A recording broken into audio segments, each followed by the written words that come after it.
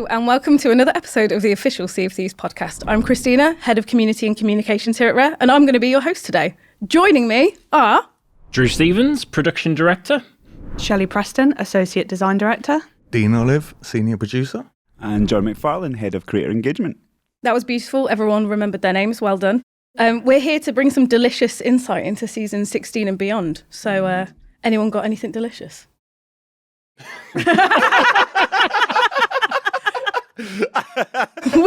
Would you like a real question? What a curveball! Right.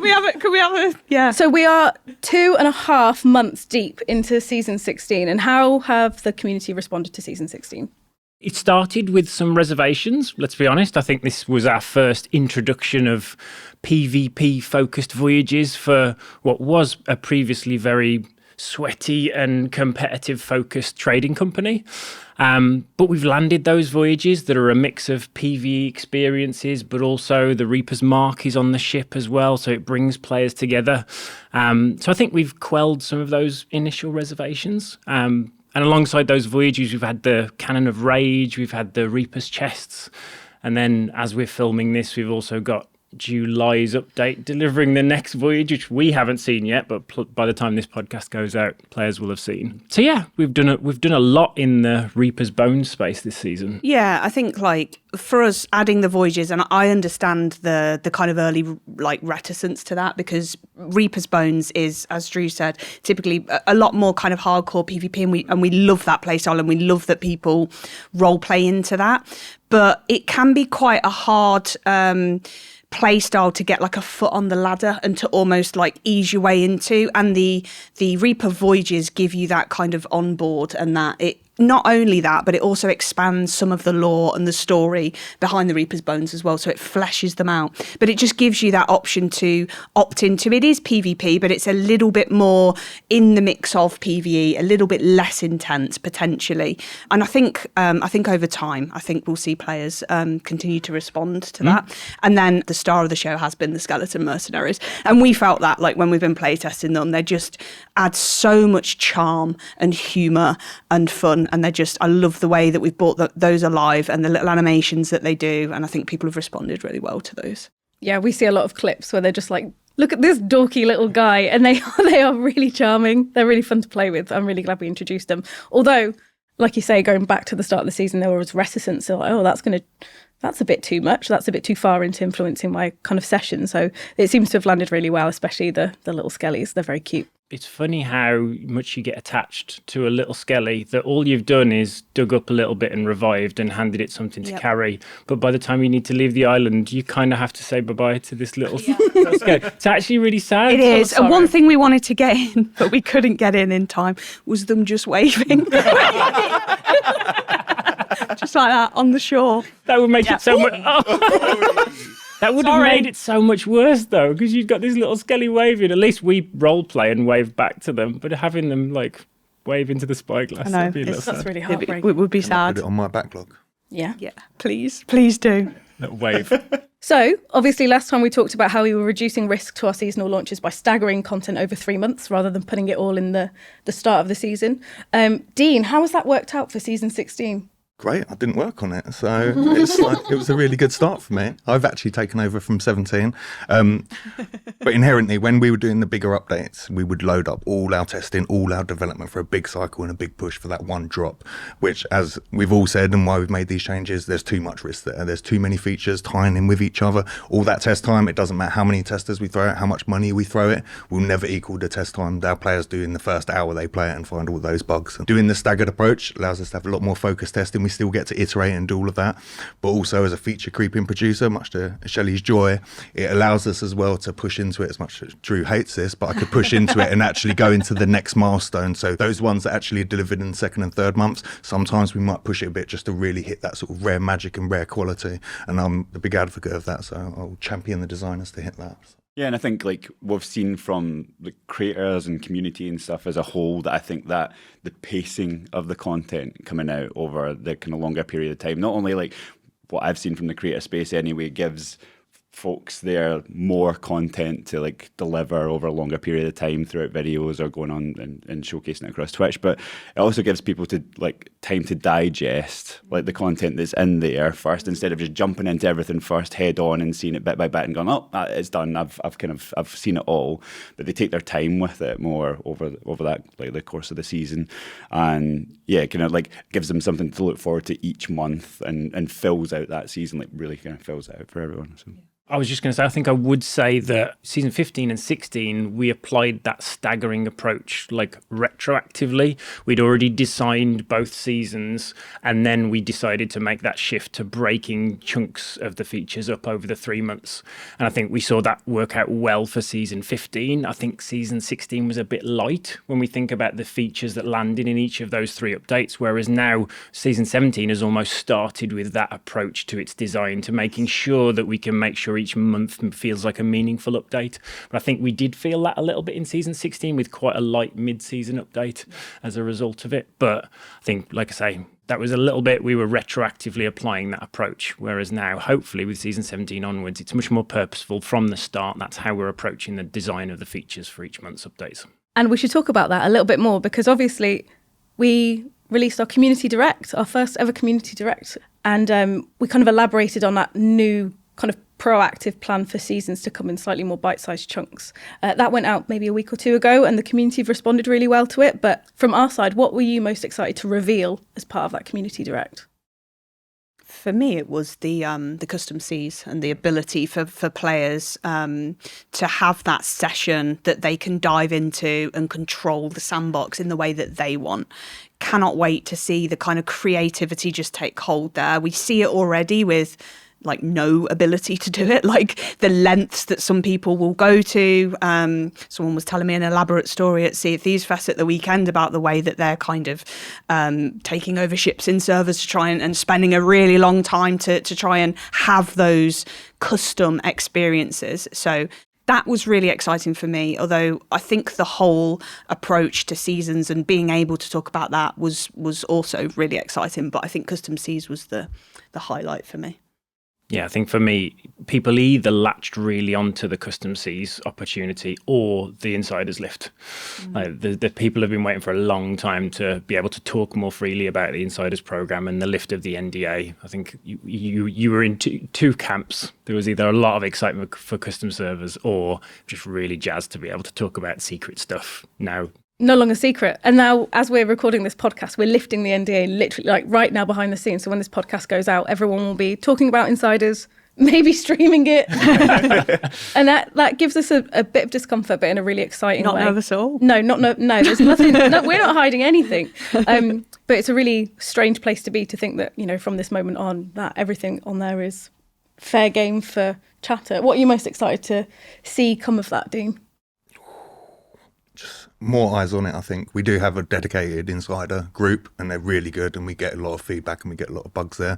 But opening that up and allowing people to talk about it, because I don't think there's anybody else. You get in the test server or test realm with your favourite game and then you can't chat with your mates about it. And now they can actually make content about that as well. So I think that really elevate that as well. Yeah, I think it is super interesting when we think about, like you were saying, the creating the content from it, because I think it's been 7 years now and folks have got into a rhythm of how we release content and what the kind of content they release post release of a new update.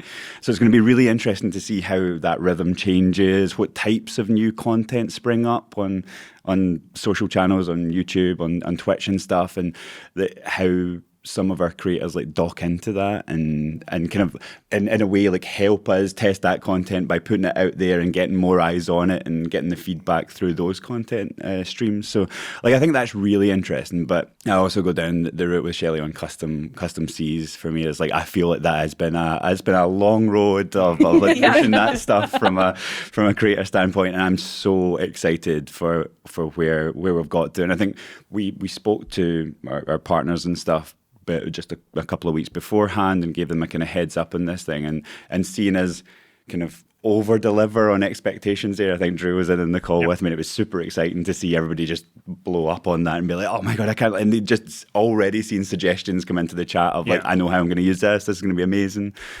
So I think like in the run up to release for that, I'm really excited to see what we can do, even from like a kind of marketing perspective, and that kind of push on that to see how we can elevate a lot of those ideas that have like already been like started there. I really look forward to being able to share more details that are more specific around exactly what you can do in custom Cs, and more details on the subscription, like as a whole, the kind of pirate subscription.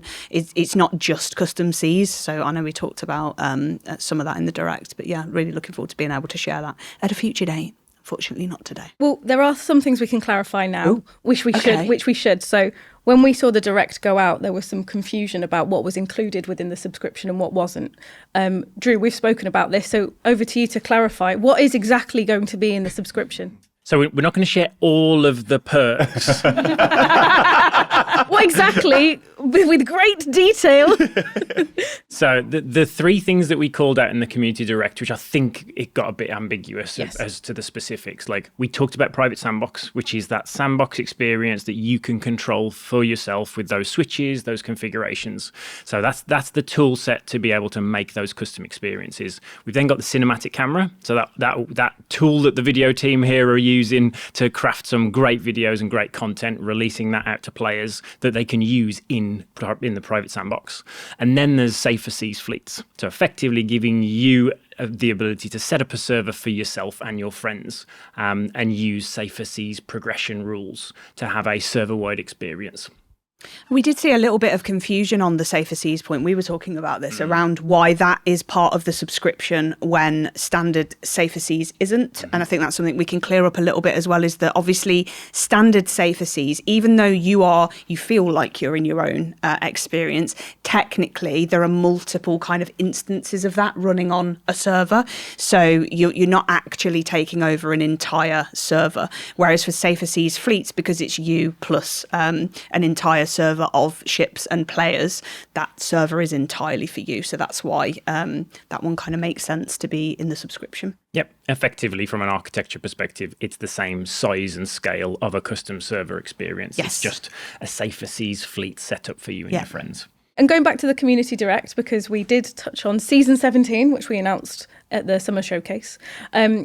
What we did talk about in the direct is how this was going to kind of move the world forward. So, Shelley, do you want to talk a little bit about the new characters that we're going to see on our shores?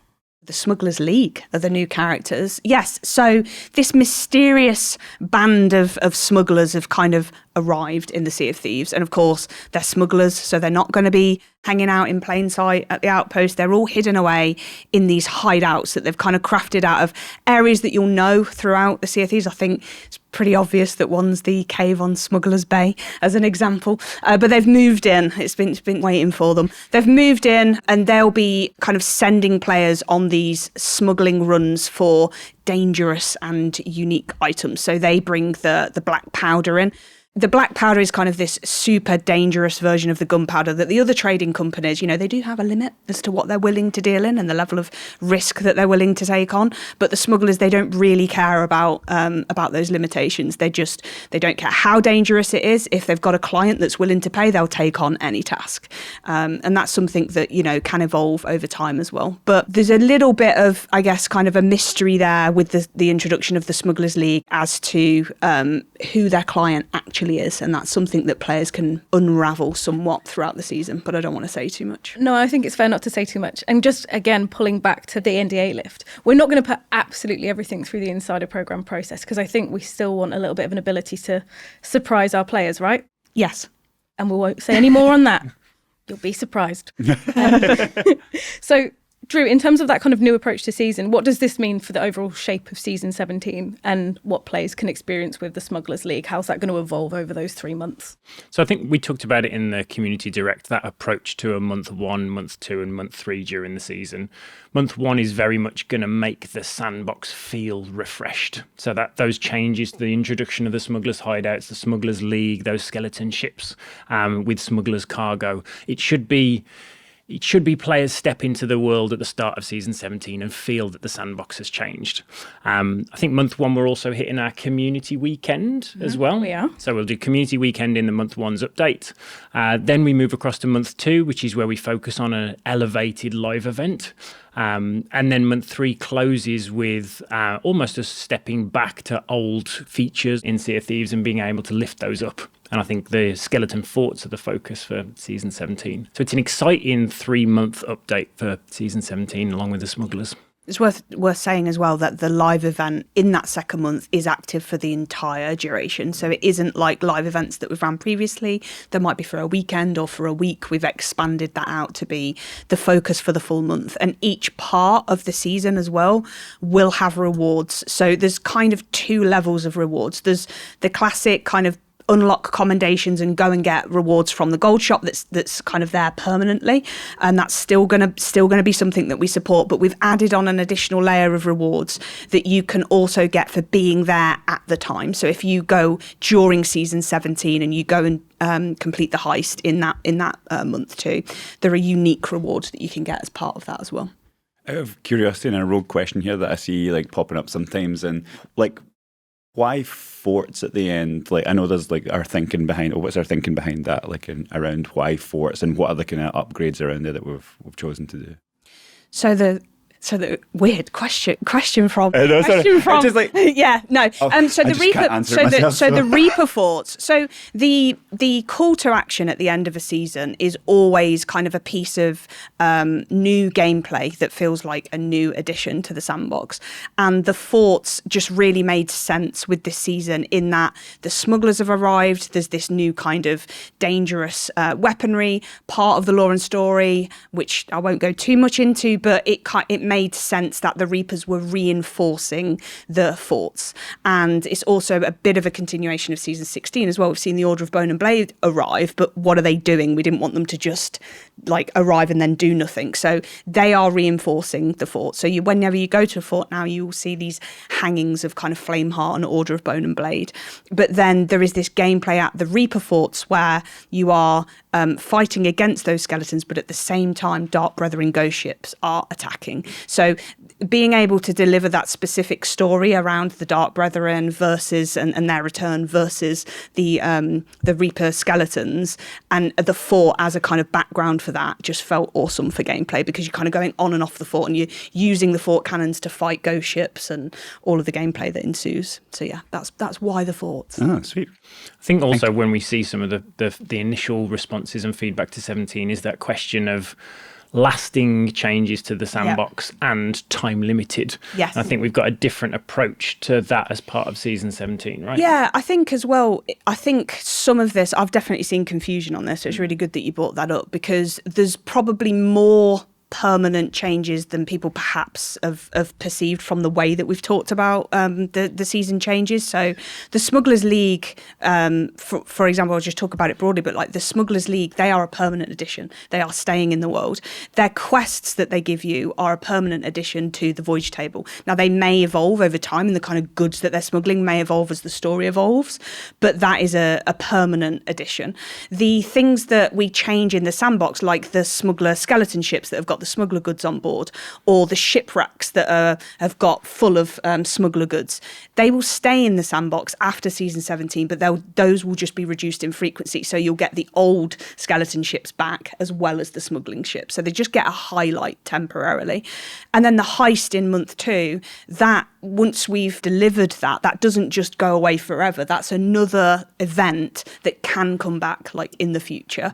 And then for the Reaper forts, they are just a permanent addition. That's a new type of fort that can be there as part of the world event, like rotation.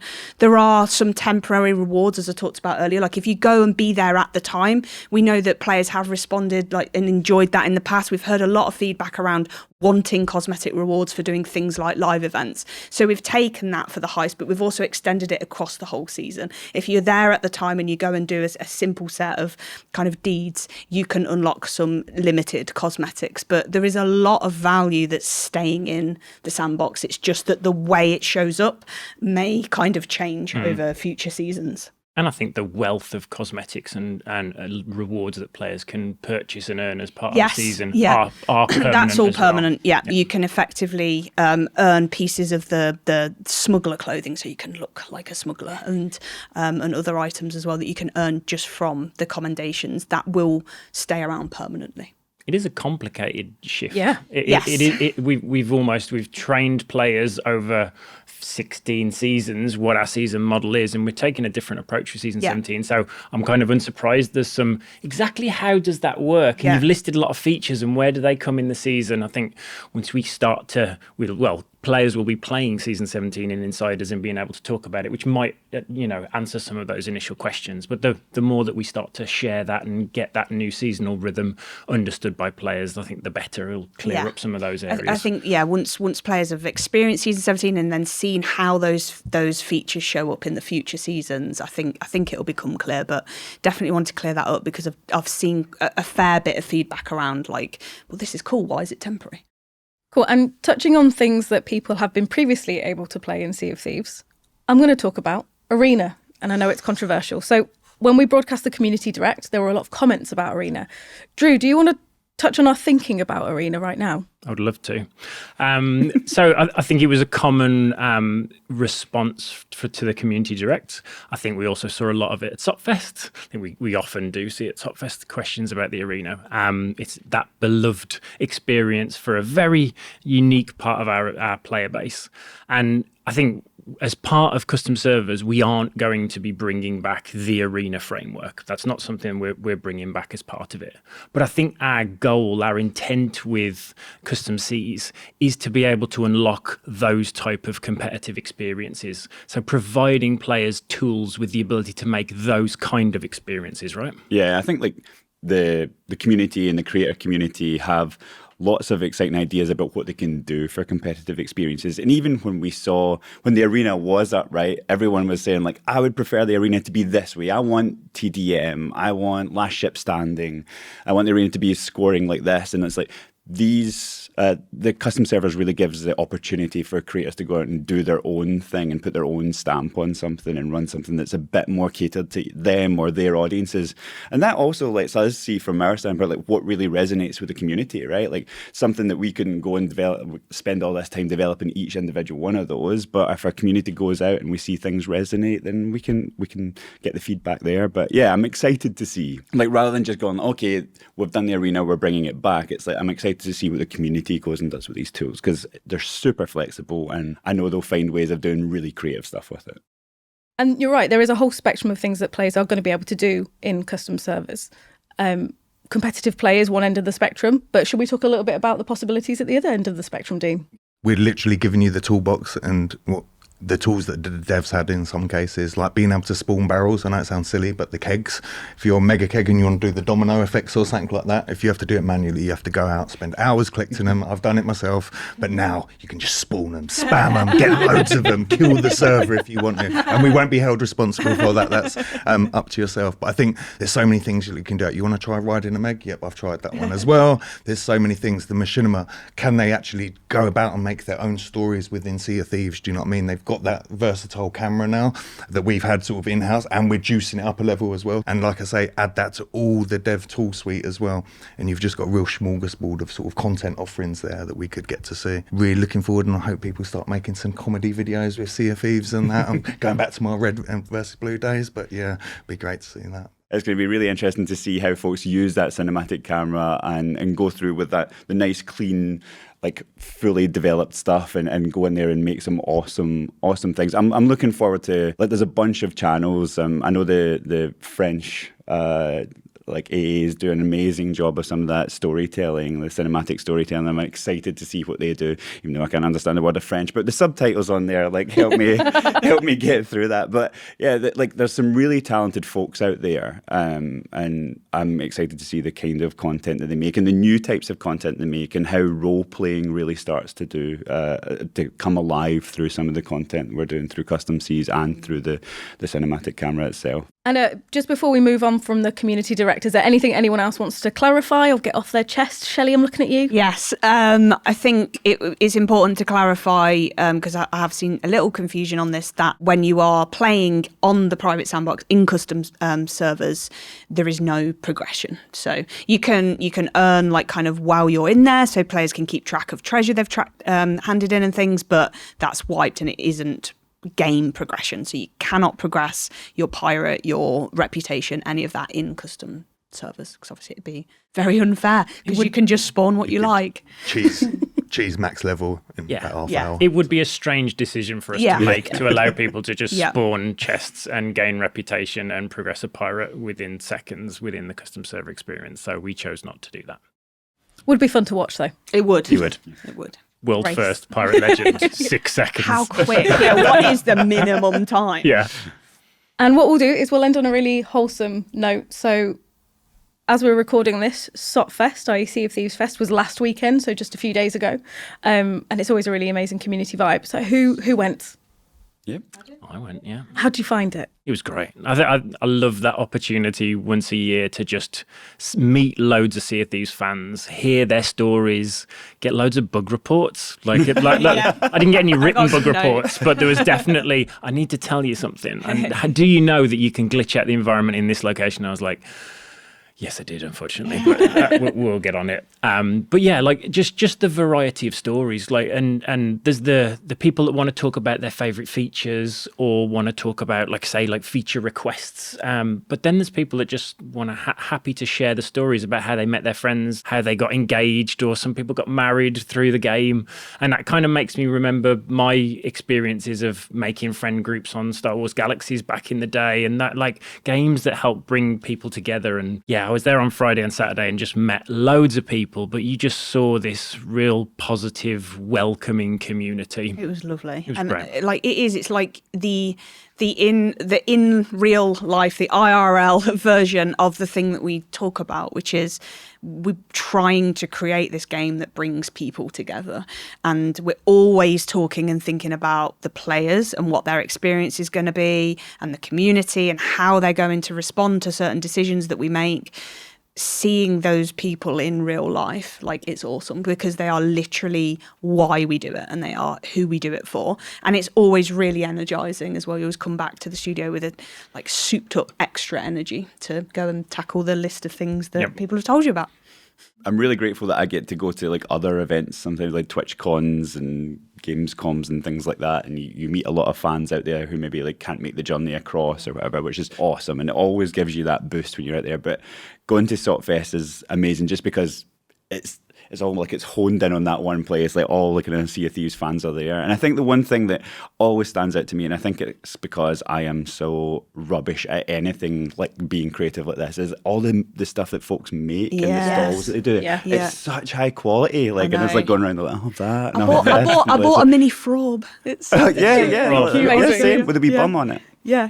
It's got a tiny little He bum. added that. Yeah. Yeah, that's not canon. That was just added. Artistic told license. everyone. Yeah.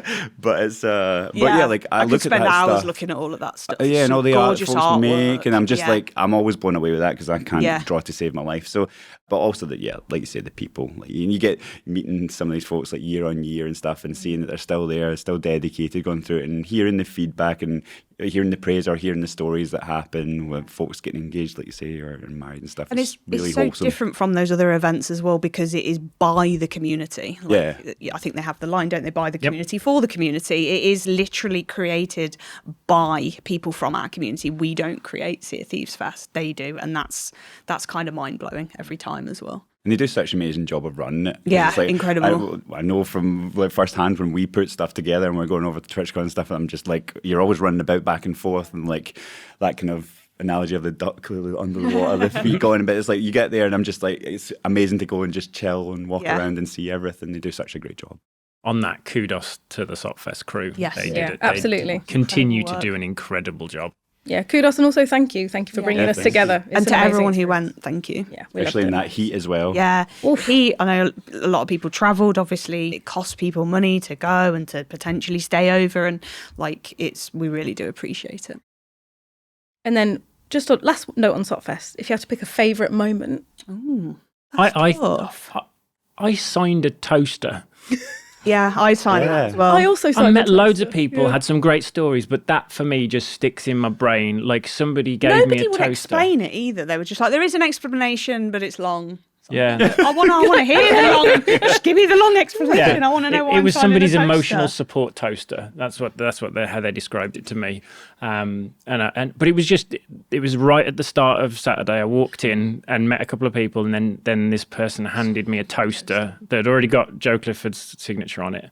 But I was just like, I don't think I'd ever predict I was going to be signing a toaster at any point in my entire life. But I've already seen the tweets that are now basically going, we're going to one-up it next year.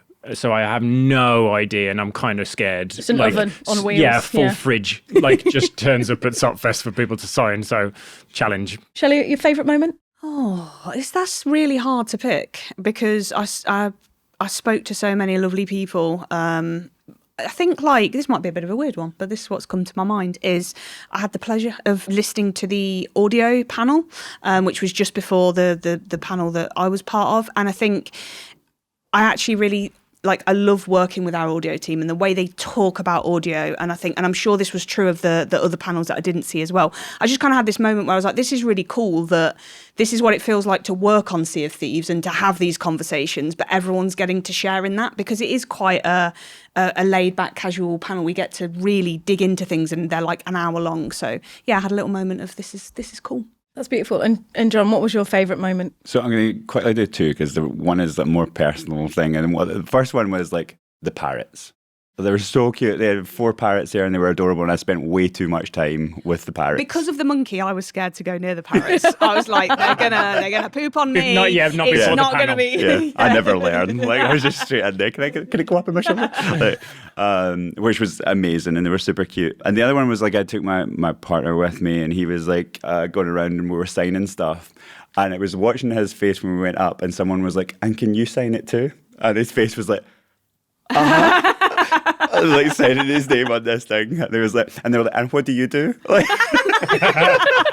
And he was like, "I'm with John." And they just accepted that and walked on. It was so he was just so happy getting to sign something for the first time, but it was watching his wee face. It's really weird, isn't it, signing stuff? It's weird. Yeah. No, because I never get comfortable with my that. instinct is to do my bank signature. Yeah. Because I don't. Just But I need say that now. People will know. I need a fame signature. Mike's Yeah. got a really good one with a I little. know, with little- the I little need- dot. he's refined I his need- really I well. need- yeah, I'm too far. I've signed too many things with my Shelley. You're in Shelley too deep. You're Gang too deep. Preston. At least I put my pirate name in.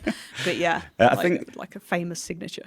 I don't know about you, but as the items get more and more expensive, I get more nervous Oh, about yes. it. Like that banjo, the Yeah. obsidian banjo, Someone and had it a was a custom real banjo. keyboard and that they'd made and Yeah. turned Signed it it over, back, and we yeah. were the first ones to sign it. Yeah. Trying really hard to do your best handwriting. Yeah. It's good work. Yeah. Christina, what was your favourite bit about the community? I've got 2. Mike's sign off at the panel actually made me surprisingly emotional. And it was just actually a really lovely coming together and a culmination of so many things that we've worked so hard on, how we've worked so hard to build this community and kind of bring it to life. And it was all just in one room. It was very reflective, isn't it? It was really beautiful. And, I looked around the room and there were just a load of people just nodding with a tear in their eye. I was like, yeah, me too. Wipes tears. Yeah. And the second, which is it's less fun but quite funny, is the amount of people who just told me how short my legs are because we did a community direct, as I've alluded to in this podcast, and we were sat on a sofa, which wasn't particularly flattering for people with shorter legs. We got done in it. I did have the table in the way that kind of masked it a little bit for me, but we were joking at the start, right? Yeah. How ridiculous it kind of looked. So fine for people who are 6 foot plus, Mike and Drew, but I was sat at the end looking like a doll on a bed, and the amount of people going your legs look little, didn't they? So I enjoyed that. But That's kind of rude, though, that people would say that. that's quite funny, isn't it? It is really funny. Yeah, Drew has been sending me memes. Drew has been making sure I've seen all the memes by sending them to me any time of day or night. I missed this one. You had people commenting about your legs, and then I had people commenting and said that they thought I wasn't wearing any trousers. I did see that. Yeah, They thought it was just tattoo. I'd just chosen grey shorts that day, and they were shorts. But I think the position where I was sitting, people questioned at the start of the video. It was like, wow, Drew's got more tattoos than we've seen through the dev update, because normally you just see this. But then it was like, is he wearing trousers? And that conversation went for way too long before people self-served their answer. No, we're really grateful for the table today. Yes, I am wearing shorts. And in the next direct, Drew's wearing like fluorescent green shorts. We're hopefully not floating on the sofa. Maybe we're on stilts. Maybe just on a stool, like a really small stool to make myself look massive. Yeah. You know I'm going to wear knee-high we socks should do next the time. like Frodo Gandalf like perspective thing, That and we're just in espresso as cup, pass it to Drew and it's Right, on that note, I think it's time to wrap up. What do you think? Yeah, it's been lovely. Sure. The official Sea of Thieves podcast will return with season 17, so in a few months' time. But until then, you can stay up to date on anything Sea of Thieves by checking out any of our social media channels, so enjoy those. Right, and all that's left is to say goodbye now, so give everyone a wave, everyone. Goodbye now. Bye.